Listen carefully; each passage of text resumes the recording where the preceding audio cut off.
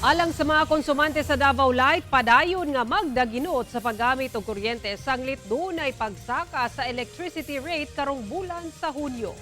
Ang detalye sa report ni Argil Relator.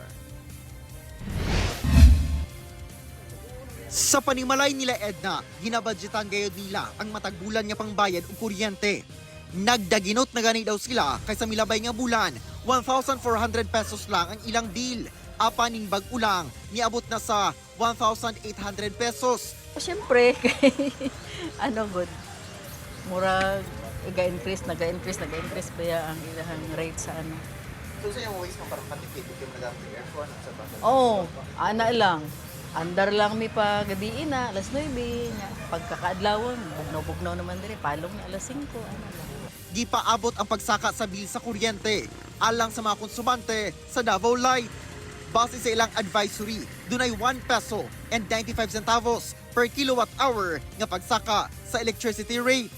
Gikan sa 10 pesos and 35 centavos per kilowatt hour ni adtong Mayo. Karong bulan sa Hunyo, ana kini sa 12 pesos and 30 centavos per kilowatt hour. Kini alang sa bill gikan June 11 hangtod July 10 karong tuiga. The increase in Davao Light power rates mainly due to kanang higher kanang generation cost, no? Brought about by kaning increase sa kanang presyo sa merkado.